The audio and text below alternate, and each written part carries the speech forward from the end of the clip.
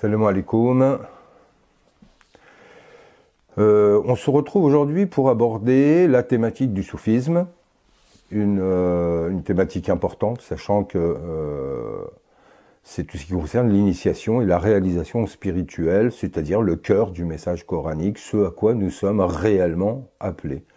Et que toutes les autres disciplines, que ce soit l'arabe, que ce soit le tafsir, que ce soit le fiqh, que ce soit la aqida, que ce soit toutes les sciences qui vont, le symbolisme, qui vont être développées sur cette plateforme Elixir, nous pourrons constater qu'au final, elles mêlent toutes à une chose, le Coran, et que le cœur du Coran, sa synthèse, son essence, sa moelle, le cœur de son message, c'est la ilaha illallah Muhammad Rasulullah, mais dans sa dimension métaphysique, dans sa dimension suprême, dans les profondeurs de toutes les nuances que cela peut inclure, avec une démarche méthodique de réalisation à travers des rites, etc.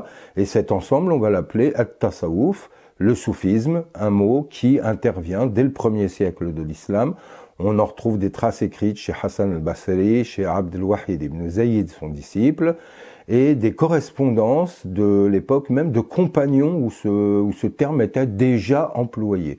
Donc en fait, on s'aperçoit qu'il est apparu très tôt, mais qu'il a été également galvaudé, mal compris, dénigré, notamment par certains courants assez littéralistes des 2 derniers siècles.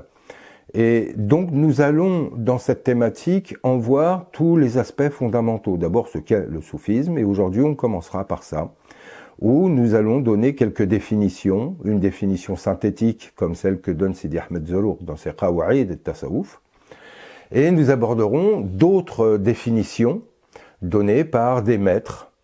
Mais dans ces thématiques, nous reviendrons à la suite dès le cours prochain sur les points de doctrine fondamentaux, comme la Wahdat al-Wujud, comme la Haqqa al-Muhammadiyya, comme par exemple les Maratib al-Wujud, les états multiples de l'être, comme l'intercession, comme l'ibada, l'adoration. Qu'est-ce que l'adoration dans son essence, vue par le Coran? Qu'est-ce que la liberté?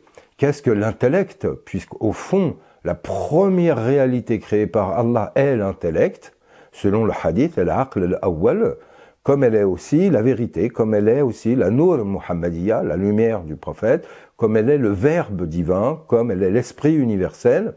Donc nous reviendrons sur tous ces points fondamentaux.